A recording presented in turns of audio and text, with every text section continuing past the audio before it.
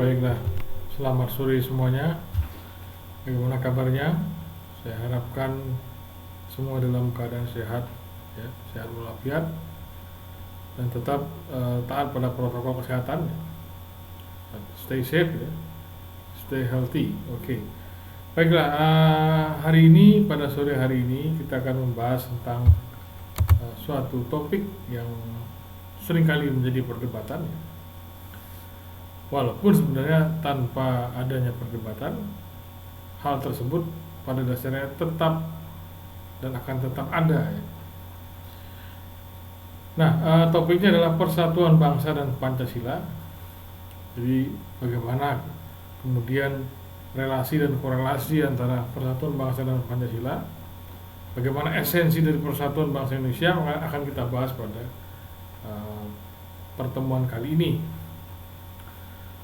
Nah, sebenarnya kalau kita lihat dari kondisi bangsa Indonesia, itu bangsa kita terdiri atas berbagai macam suku, etnis, kebudayaan, agama, ras, bahasa. Karena itulah maka tidak mungkin kemudian kalau kita mengatakan bahwa bangsa kita dibentuk berdasarkan atas kesamaan etnis atau kesamaan bahasa. Karena pada dasarnya latar belakang pembentukan bangsa Indonesia adalah sejarah. Sejarah yang seperti apa? Yaitu sejarah dijajah, sejarah terjajah selama ratusan tahun lamanya. Walaupun tidak semua daerah mengalami penjajahan selama ratusan tahun, ya. Tapi pada umumnya dari Sabang sampai Merauke kita telah terjajah oleh bangsa asing selama ratusan tahun. Nah, persatuan Indonesia terwujud bukan karena kesatuan bahasa, bukan karena kesatuan bahasa ibu, bukan karena kesatuan suku, budaya atau agama, ya, seperti yang saya sampaikan tadi, ya.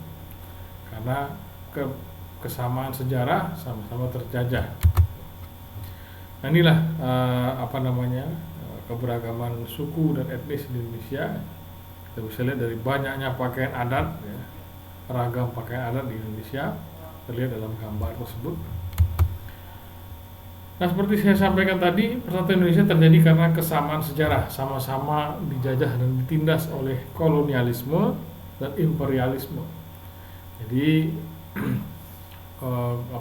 bangsa-bangsa Eropa, ya, membutuhkan tempat untuk yang kondisi alamnya bisa mereka eksploitasi, ya.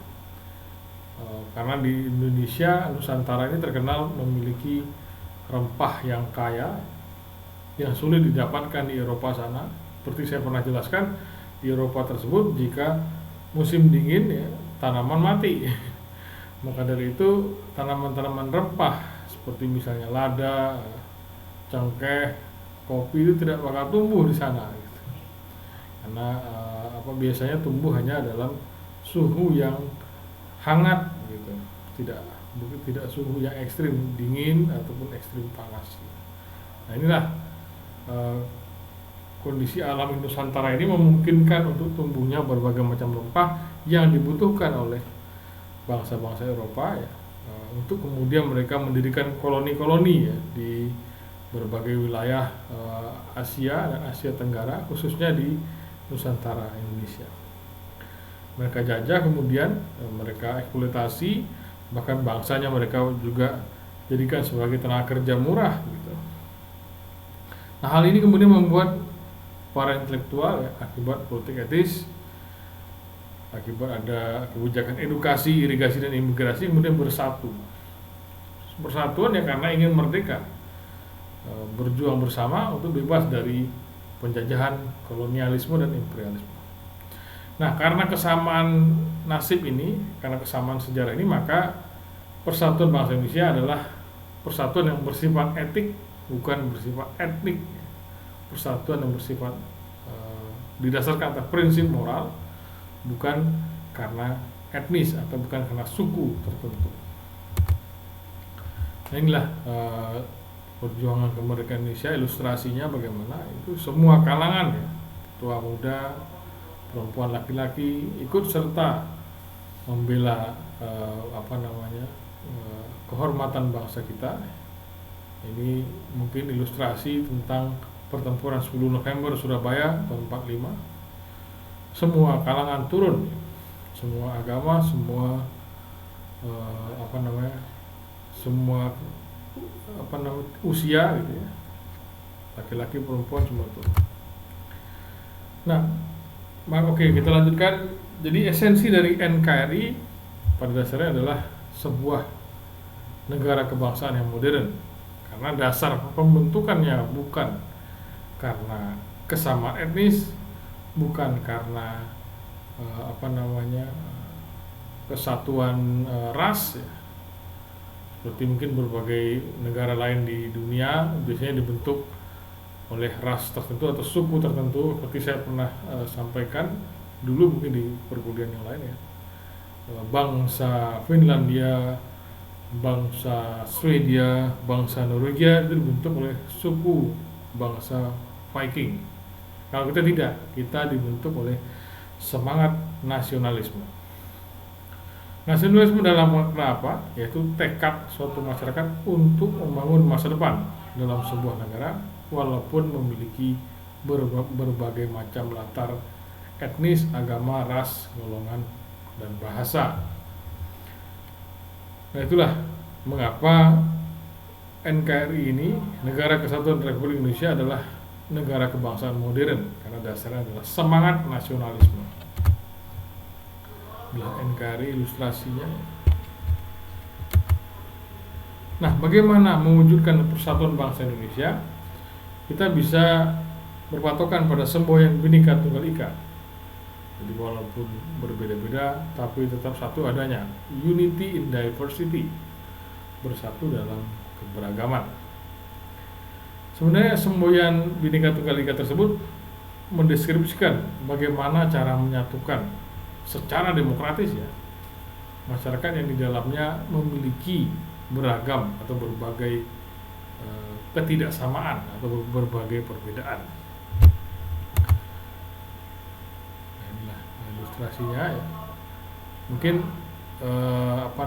olahraga tarik tambang itu kan juga sebenarnya melambangkan sebuah persatuan untuk mencapai tujuan gitu ya. Jadi harus bersatu, tidak boleh ada yang tidak selaras dengan anggota tim lainnya. Ada yang berfungsi sebagai penarik, ada yang berfungsi sebagai penahan gitu ya. Tapi yang jelas berirama, selaras untuk kemudian berjuang bersama mencapai tujuan gitu. Nah, dengan semboyan Bhinneka Tunggal Ika ini, pada dasarnya semua perbedaan dalam masyarakat harusnya kita tanggapi sebagai sebuah hal yang memperkaya. Jadi bukan sebagai keadaan yang menghambat persatuan dan kesatuan, melainkan sebagai kekayaan budaya. Apa yang kita bisa jadikan kebanggaan pada seluruh dunia, sumber pengayaan kebudayaan nasional Indonesia. Nah, makanya ketika saya sempat ditanya dulu ketika saya studi di Inggris sana, di Indonesia liburnya untuk agama mana saja. Terus saya bilang Indonesia karena kita memiliki banyak agama resmi, maka libur keagamaan itu banyak sekali. Dan kita ya secara praktis kita ikut merayakan ya, semua hari raya keagamaan, karena kita ada pemerintah memberlakukan libur untuk setiap hari raya atau hari-hari besar keagamaan. Nah, inilah bukti bahwa kebudayaan kita itu sangat kaya. Nah, inilah seharusnya menjadi dasar dari implementasi sila ketiga Pancasila, yaitu persatuan Indonesia. Bersatu dalam perbedaan, walaupun kita berbeda etnis, berbeda pakaian adat, berbeda budaya, berbeda agama, berbeda bahasa, kita pada dasarnya tetap harus bersatu ya. Karena memang bangsa kita dari dulu itu sudah berbeda, bagaimana lagi? Nah, perbedaan itu tidak kita jadikan sebagai faktor penghalang, melainkan sebagai hal yang bisa memperkaya kita, saling melengkapi. Itulah yang harus kita pahami. Nah, untuk itu dibutuhkan sebuah perspektif multikulturalisme, yaitu sebuah pandangan yang menganggap setiap kebudayaan memiliki nilai dan kedudukan yang setara dengan kebudayaan lain, dan setiap kebudayaan manapun ya berhak mendapatkan tempat seperti halnya kebudayaan lainnya. Nah, ini ilustrasi multikultural ya. Nah, bagaimana implementasinya? Jadi bagaimana kita supaya memiliki kesediaan ya, memiliki kesukarelaan dari setiap orang untuk hidup berdampingan secara damai dengan orang-orang yang memiliki kebudayaan yang berbeda. Jadi kalau kita misalnya, kalau saya sendiri kan dari Sumatera gitu ya, saya ya biasa-biasa saja ketika kemudian hidup berdampingan secara damai dengan orang dari Sulawesi misalnya, atau mungkin orang dari Papua, Maluku, Kalimantan ya. Pada dasarnya karena memang kita satu bangsa ya, kita pada dasarnya harus bisa menerima semua kondisi dari saudara-saudara kita yang sebangsa. Nah, kita untuk itu dibutuhkan sebuah sikap hidup yang melihat bahwa perbedaan di antara anggota masyarakat adalah sebagai kenyataan yang wajar dan tidak menjadikannya sebagai alasan untuk berkonflik. Ya kalau misalnya ada yang saudara-saudara sebangsa kita yang senang untuk bersuara nyaring ya kita harus berpandangan positif ya, mungkin itu sangat baik untuk mengingatkan kita, membangunkan kita gitu. Jadi saya pernah ada dari teman dari salah satu wilayah Harsa, ya saya langsung bangun begitu karena ada suaranya sangat nyaring, tegas. Nah itulah kondisi multikultural Indonesia. Nah, ini ilustrasinya. Baik, demikian untuk pertemuan kali ini ya. Terima kasih atas perhatiannya. Jika ada pertanyaan bisa disampaikan melalui komen maupun langsung WhatsApp saya.